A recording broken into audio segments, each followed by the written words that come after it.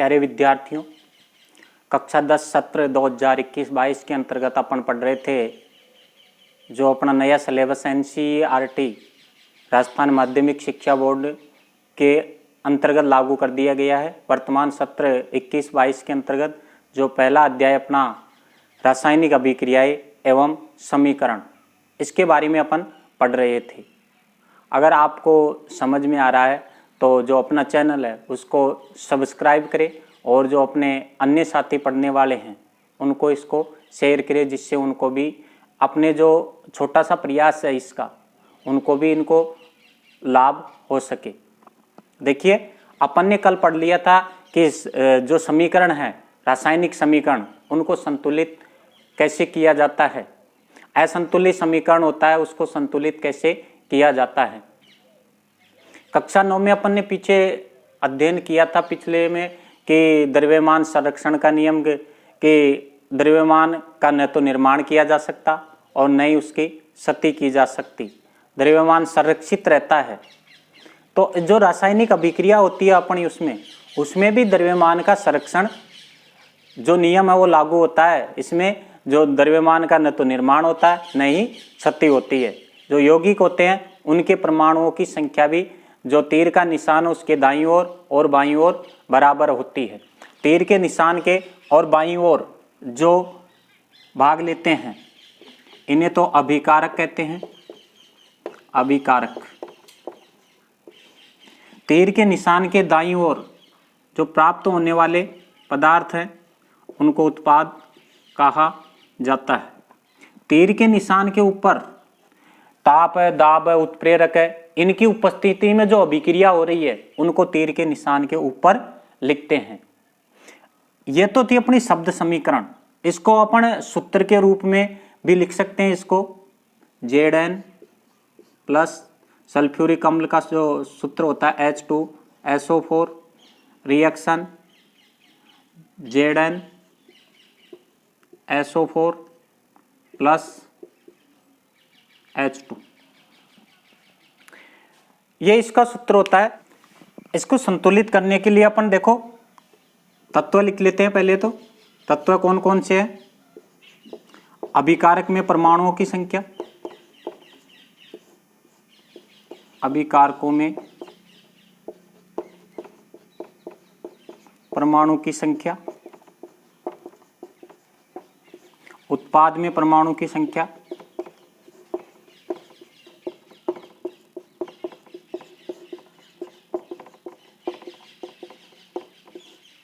देखिए पहला जो तत्व है Zn है। Zn में अभिकारक में कितनी संख्या है? 1 है। उत्पाद में कितनी है? 1 है। दूसरा क्या है? हाइड्रोजन। हाइड्रोजन की अभिकारक में कितनी है? 2 है। उत्पाद में भी कितनी है? 2 है। इधर सल्फर की कितनी है? 1 है। इधर भी कितनी है? 1। ऑक्सीजन की अभिकारक में 4 और उत्पाद में भी 4। तो अपन देखते हैं, देखो तुलना कर लेते हैं अभिकारक और उत्पादों की। Zn की 1 है, इधर भी 1 है। हाइड्रोजन की अभिकारक में 2, उत्पाद में भी 2 है। सल्फर की 1 है, उत्पाद में भी 1 है। ऑक्सीजन की 4 है, उत्पाद में भी 4 है। तो समीकरण कैसी है? ये संतुलित समीकरण है। संतुलित, क्योंकि जो परमाणुओं की जो संख्या है अभिकारकों की और उत्पादों की दोनों तरफ क्या है? बराबर। तो समीकरण कैसी है? ये संतुलित समीकरण।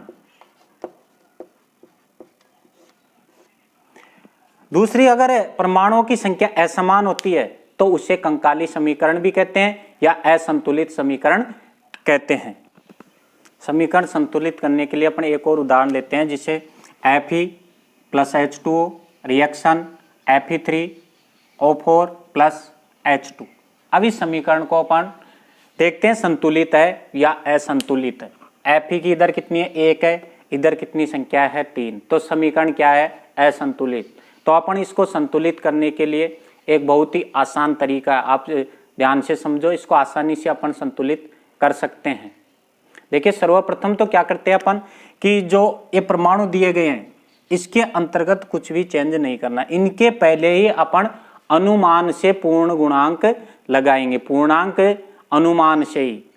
तो जो इसको संतुलित करने की जो विधि है उसे कहते हैं अनुमान विधि। अनुमान विधि। परीक्षा में क्वेश्चन पूछा जाता है कि समीकरण को संतुलित करने की विधि का क्या नाम है? अनुमान विधि या हिट एंड ट्रायल विधि। हिट एंड ट्रायल विधि। हिट एंड ट्रायल विधि। सर्वप्रथम क्या करते हैं कि ऑक्सीजन, हाइड्रोजन और कार्बन, इनको यौगिकों को छोड़ करके और अन्य यौगिकों को संतुलित करते हैं। यह सबसे ज्यादा जिसके यौगिक यौगिक है उसके परमाणु की जो ज्यादा संख्या है उसको पहले संतुलित करते हैं। अपन देखते हैं यहाँ Fe का 1 है, H2 का 2 है, O का 1, इधर कितने हैं? 4 है। चाहे अभिकारकों की जो यौगिक है उनकी संख्या ज्यादा हो या उत्पाद में ज्यादा, उसको पहले संतुलित कर लेते हैं। जैसे ओके कितने, इधर 4 परमाणु है, इधर कितना 1, तो अपन इधर लगा लेते हैं 4। तो इधर कितने हो गए? 4 हो गए, इधर भी 4 हो गए, 4 दूने 8। हाइड्रोजन के कितने हो गए? 4 गुणा 2, तो कितने हो गए? 8। तो इधर 8 हो गए, इधर कितने हैं? 2, तो इधर भी लगा लेते हैं अपन 4। तो 4 × 2 कितने हो गए? 8। तो हाइड्रोजन बराबर हो गए। Fe कितना है? इधर 1, इधर कितने हैं? 3, तो इधर कितना लगाए अपन? 3 लगा लेते हैं। Fe का 3, इधर भी 3 हो गए, तो Fe का कितना हो गया? इधर 3। तो समीकरण कैसी हो गई है अपनी? संतुलित। समीकरण संतुलित हो गई। बहुत आसान तरीके से अपन इसको संतुलित कर सकते हैं। परीक्षा में हमेशा इससे संबंधित जो समीकरण संतुलित करने के जो उदाहरण है वो हमेशा परीक्षा में पूछे जाते हैं, 1 या 2 नंबर के।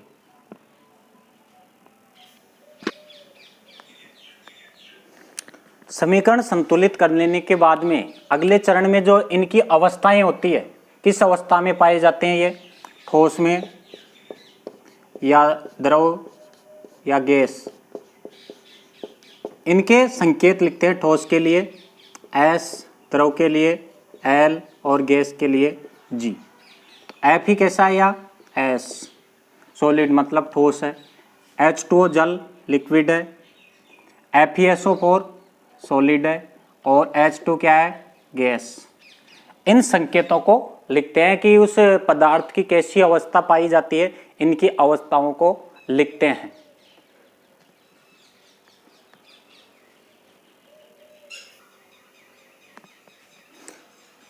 इसके बाद में एक और उदाहरण ले लेते हैं अपन, जो CO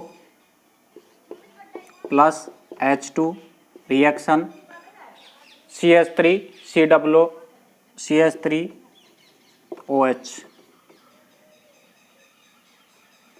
कार्बन मोनोऑक्साइड। पहले इसको संतुलित कर लेते हैं। कार्बन की 1 है, हाइड्रोजन 2 है, इधर CH3OH 3 और 1 4 है, ऑक्सीजन 1 3 1 4 है इधर, तो इधर लगा लेते हैं अपन 2। तो समीकरण कैसी होगी? संतुलित। भाई 3 1 और 4 और इधर भी 2 दूनी 4 हो गए हाइड्रोजन। कार्बन मोनोऑक्साइड कैसी है? गैस। हाइड्रोजन कैसी है? गैस। CH3COOH लिक्विड मतलब मेथेनॉल। मेथेनॉल, इसका नाम है मेथेनॉल। दाब, ताप और उत्प्रेरक की उपस्थिति में जो प्रक्रिया होती है, जो रासायनिक अभिक्रिया होती है, उसको तीर के ऊपर लिखते हैं। 340 एटमॉस्फेयर वायुमंडलीय दाब। वायुमंडलीय दाब कितना है?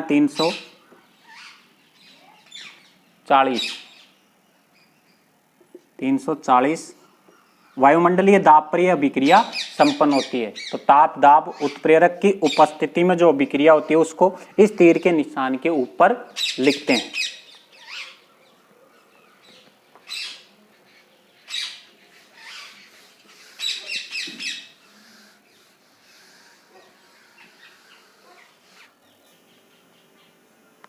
एक और उदाहरण ले लेते हैं अपन। प्रकाश संश्लेषण की जो अभिक्रिया होती है पेड़ पौधों में, CO2 plus H2O reaction C6H12 O6 plus O2 plus H2O। ये प्रकाश की उपस्थिति में और क्लोरोफिल की उपस्थिति में। क्लोरोफिल क्या है, यहाँ उत्प्रेरक का कार्य करता है। क्लोरोफिल की उपस्थिति में और सूर्य के प्रकाश में,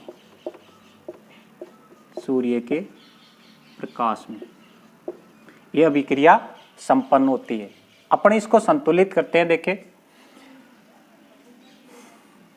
इधर देख लेते हैं, कार्बन के कितने हैं 6, इधर कितना है 1, तो इधर लगा लेते हैं अपन 6। तो कार्बन के कितने हो गए यहाँ 6, इधर कार्बन के कितने हैं 6। ऑक्सीजन का कितना हो गया, इधर देखते हैं पहले ऑक्सीजन 1 और 2 3, 6 और 3 9 हो गए,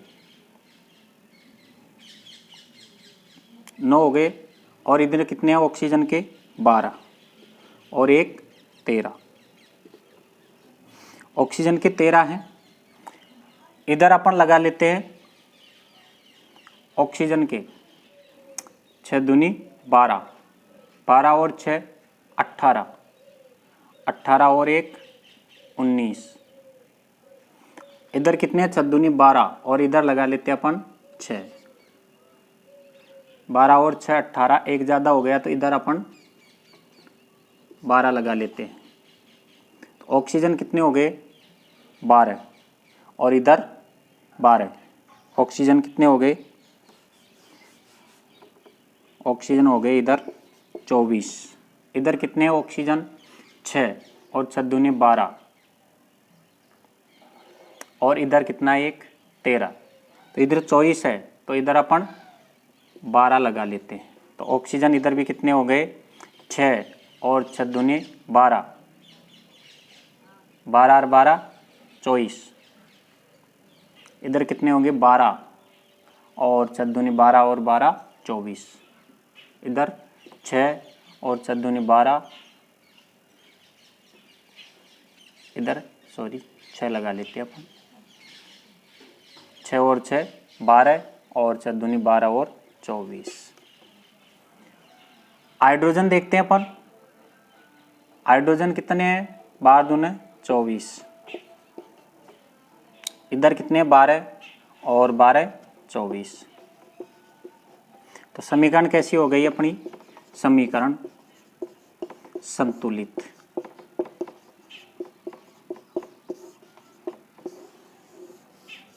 समीकरण संतुलित हो गई। अपने जो किताब में जो उदाहरण दिए गए हैं उनको हल करें और इनके बारे में भी आगे के वीडियो में अपन पढ़ेंगे।